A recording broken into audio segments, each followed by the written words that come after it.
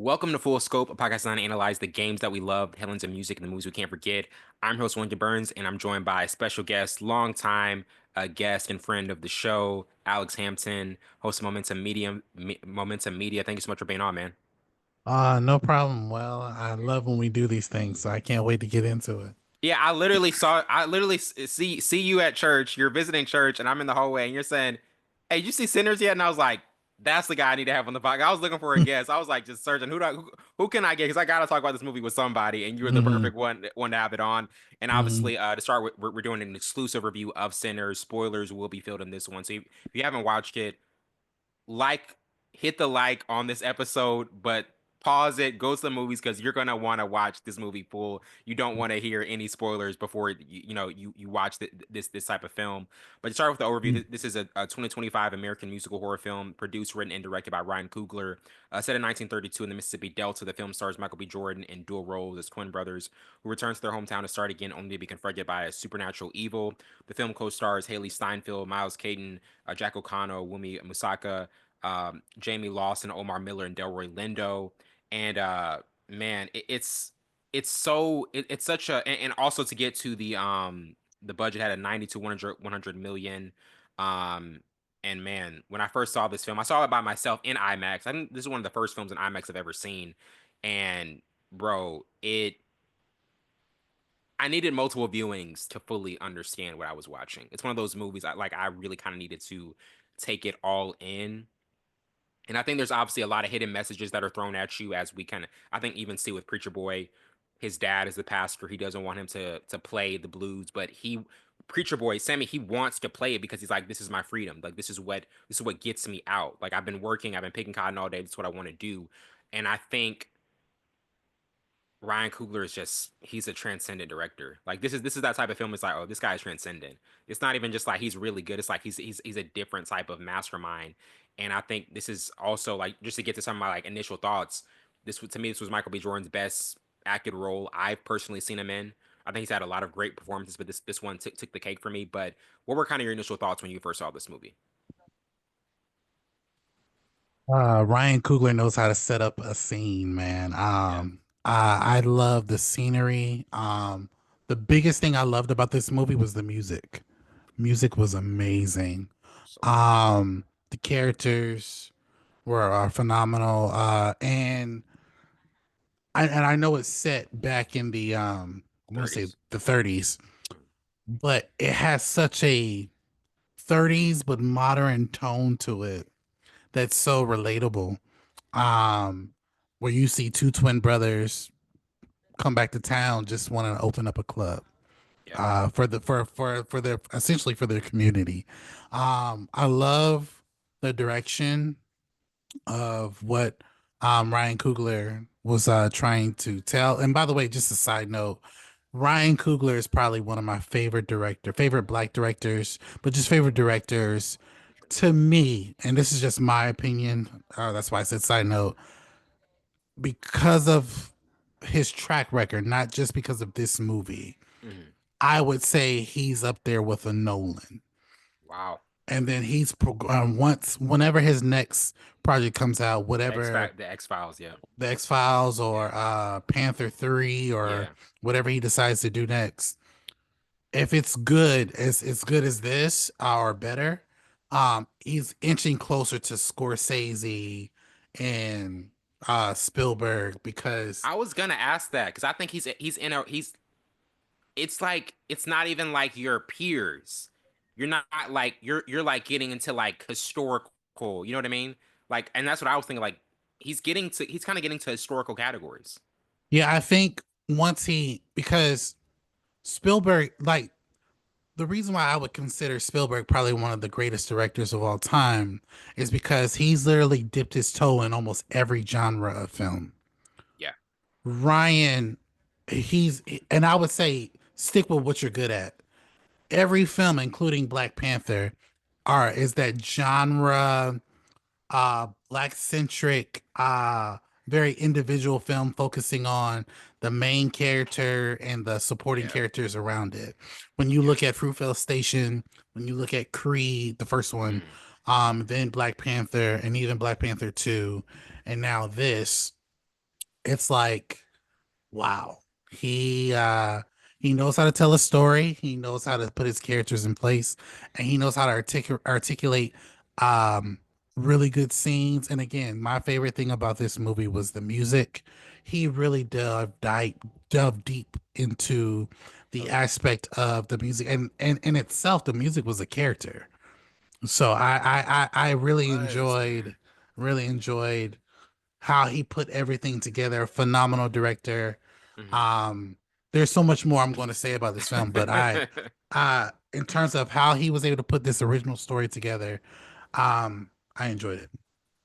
And I was gonna say before we get to our first topic, like the scene with Delroy Lindo, Stack, and Sammy, where they're like passing the prisoners, and he's like, he says something like, that they took everything from us. When he saw like one of his friends like killed, and pretty much like all of them he had been in prison with, and Hmm. he said, man, they took away everything from this guy. Just everything a man has outwardly and inwardly, and he just like starts humming, patting his knee, and that was a that from what I heard, that was literally a off the cuff type of scene, like where Delroy, he wasn't even supposed to do that, and Yeah, he told Coogler, hey, we need to add this. You got to add this to the film, and Coogler's like, all right, I'm gonna let you do it, and yeah. I think it was important. It was important to have that. I don't know if you saw his interview on the Breakfast Club, but he said he said Michael B. Jordan was in character the whole time he was on Mm, set. He also said that when Chadwick Boseman was alive, he was T'Challa all the time he was on set. So he spoke wow. in his accent, and because they were ready to play. So that's Oh why I yeah. get, and he even mentions in that interview, he said that, when Chadwick passed, um, what he left behind is that when we're on set, we gotta be on top of our game every second. So even if that means staying in character when the cameras are not rolling. So that's what I took away from what he put together because they were clearly ready. Yeah, man. It's just so it's just so interesting because staying in character is a tough thing to do, and I think like like this, I promise, is the last thing we're gonna say before we get to the first topic. But what did you think about Michael B. Jordan playing twins? Like him actually, and them actually seeming very different. Because some people say Michael B. Jordan's predictable. He's this, he's that, but he wasn't predictable in this movie. Like he really had to show he was a star. I There was a point where I almost forgot that that he was playing, I'll say this. I got lost in the characters that he was playing. He made it very believable. Even when that scene where that lady's like, "Don't open that door. That's not your brother." I'm like, "Yeah, that's not your brother." I'm like, "Oh my God." Like he did a good job playing two halves. What I would what I wish I was on set watching him transform into each character, because talking to yourself Hmm. in a different character, mentally I would have to think that's extremely hard, because obviously they have things in place where you're gonna film one scene and then you go change and you come back into your next character, and then you respond back to what was said to you from the previous character. But I think he did a good job getting lost. There was definitely a difference between Stack and uh what was his brother's name? Smoke. Smoke.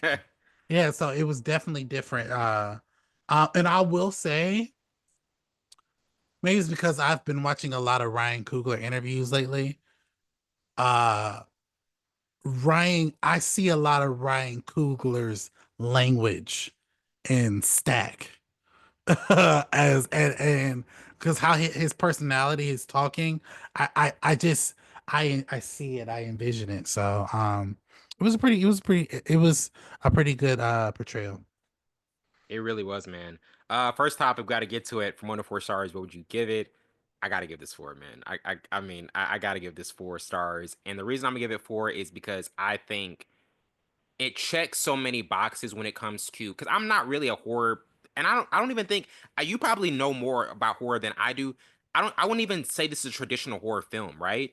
Like, would you really kind of? Okay. It's not a it's okay, it's not your traditional film like that. No. It's not because when I think of that particular genre, I think of like Final Destination. I think of not Scarface, but like a Chucky and these other demonic things that are not, Yeah, that's you what I'm about to know, say. Like, you that's know, actually horror. yeah, The those things. Shining. Exactly. This I would say is a blend between thriller in that, and I would also Yeah. say if you watch Get Out, or more so if you watched um what's that other Jordan Peele film? Uh Us? no, not Us, the other Nope. one. Nope. Nope. Yeah, no, yeah. This is a blend between Us and Nope, with Mm, Ryan Coogler's spin to it.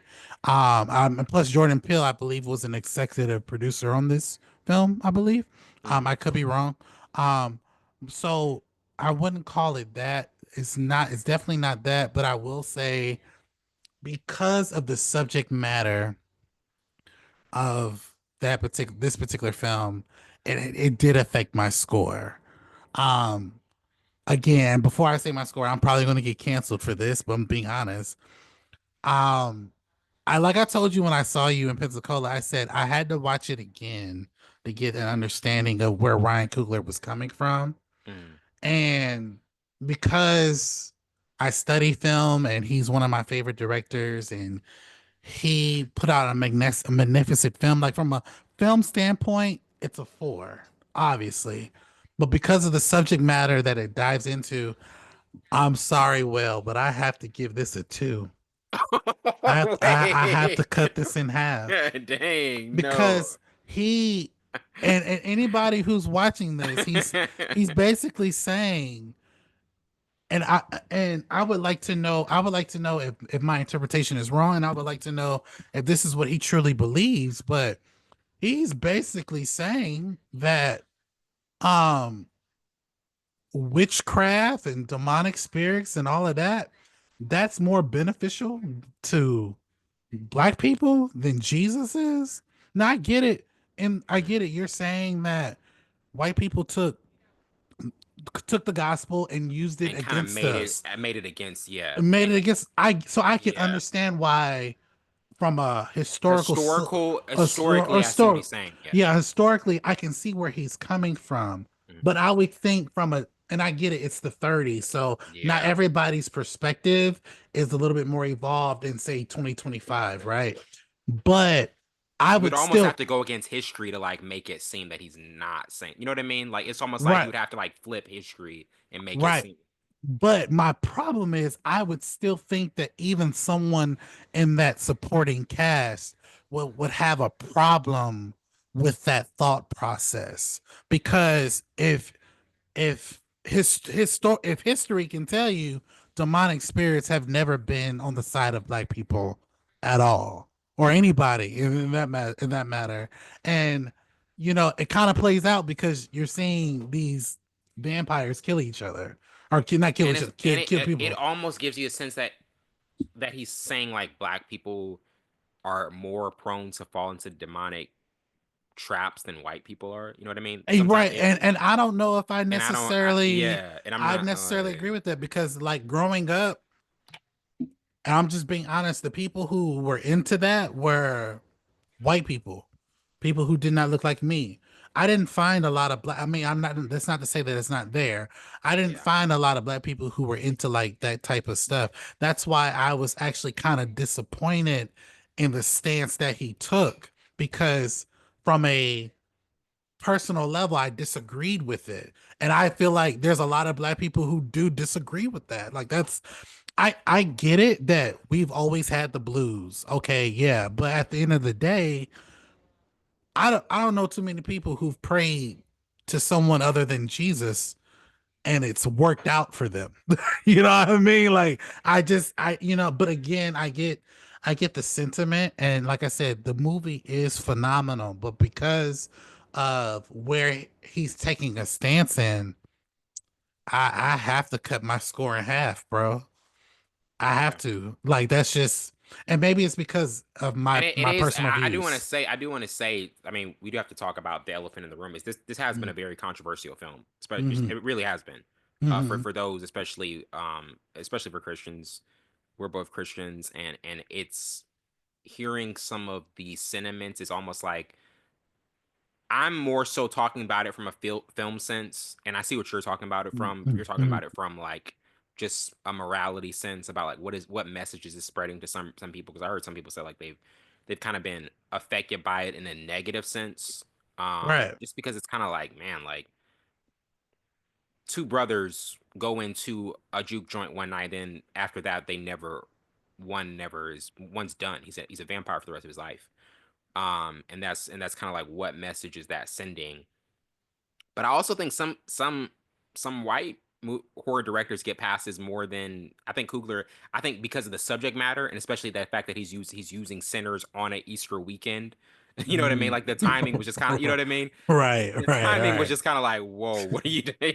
You know what I mean? right, The timing was wild. You know what I mean? But I think he right. did it. Obviously, did it for a certain reason. Um, But what do that's you, what? why. Oh, go Yeah. ahead. Go ahead. No, but I was saying like what do you think is like what's your recommendation for people who, you know what I mean, like for Christians, black Christians who are watching this, like how they should go into it or just, to actually have a balanced viewpoint of it. I mean, honestly, I would tell anybody anything that you are interested in. You know, pray before you go, obviously, but like, it's okay to go see the movie. I would say if you are not into anything that takes some liberties in the supernatural, this is probably not the movie for you. I would even say if you are a very conservative Christian, um black Christian, this movie is not for Definitely not. you. Yeah, I know some This people who the would hate this. Yeah. this movie is not for you. But I will say, I would encourage everyone to go see it from a filmmaking perspective because, like I said, it looks amazing. It's shot amazing. The story, the characters are all good. It's engaging.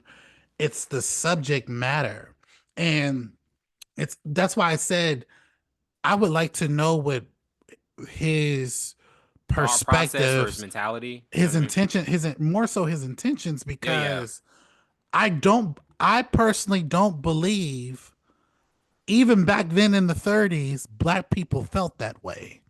Not everybody. Mhm. I don't believe that. And then that's why, like I told you when I saw you, I said I kind of was angry that this is this. So out of all the movies that we've seen this director do, from Fruitvale Station, police brutality and murder, we see Creed, a resurgence of a Right. boxer, Black Panther, the first black superhero in the MCU that has his own movie, right? That was a $200 million movie first weekend, $1 billion movie within 3 weeks. Then we get Black Panther 2. Mhm. And then after Black Panther 2, we get this. And I'm Yeah. like,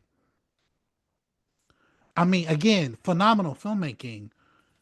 What were your intentions? Because if you really believe this, it makes me question, like, okay, Has he ever been talked about his faith or anything? Has he ever? see, he's I never, don't think I ever even heard him. I've never Yeah. heard it, but I think a lot of it's been implied. And my thing is, if you were friends with Chadwick Boseman, who was an avid Christian, Yeah. I would assume that came up. Yeah, I would think so. I would assume that came up. Yeah, yeah, Now I can't speak for Michael B. Jordan because I don't know. But with him, with Chadwick, oh yeah, I know that had to come out at least once or twice. yeah, for sure. So for me, to answer your question directly, I would tell everyone who is a fan of film, hey, go see it. But if you have reservations about, you know, certain aspects of the supernatural, you probably should not go see it. If you are a hardcore conservative, this movie is definitely not for you, regardless if it has supernatural elements in it or not. You'll probably be offended by it from start to finish. So for me, and I hate saying this about a film that I love, a filmmaker that I love, but yeah, that 2 star rating is just gonna have to stay there for me. Yeah, I feel that. Yeah, I mean, and the context behind it makes sense of why you actually think that. Mhm. I definitely get that. Getting to our next topic, favorite character. I'm gonna go with Sammy. I think Sammy is probably the most is he's the center of attention in a sense because he's the one that the vampires is kind of like fascinated with the most because of his sound, because of his message, and also he's the preacher boy. He's the one who, Mhm. which I could kind of relate to his message, that you know his journey the most because he's like in a different world, and Smoke is like you don't really belong in this world. You got a gift, and Yeah. you don't really like you're better than us. You Mhm. don't really deserve. You don't need to be here because we know what path we're going down, but we don't want you to go down this path. And he's kind of turned back, and by the time he comes back, he's torn, literally Right. torn. Physically and in a spiritual sense. Who to you overall was your favorite character in this film? So I would have to go. I would have to say Smoke and Stack if I'm being Just kidding. honest, Yeah, double. because they not only Who are did. you more so? Who do you think who do you relate to more in life, Smoke or Stack? Oh, definitely Stack. Yeah, I was about to say. Definitely Stack. That brother, that he was the truth. He was. I think because how intellectual he was, um, if the movie didn't have vampires in it, he's the type of person I feel as though who would have been a great movie about Black Wall Street, Mm. black businesses and things of that nature. But my favorite characters, obviously, Smoke and Stack, the main characters, and then also how both of them dealt with disagreement and conflict. Like they're the same, but they're very much different, Mm. and I really enjoyed seeing them. Before we get to break, there's an interesting contrast between both of their love lives. Stack, Mary, obviously the only white girl in the movie, but her father's is half black, and she's accepted. And then Smoke with Annie, who's kind of like a motherly figure. What did you think about the two portrayals of both of their love lives and just the kind of the quarrels? Because both of them were bitter in a sense. Both women were bitter in a sense at them being gone and and then coming back. Like what did you kind of think about that portrayal? I was actually kind of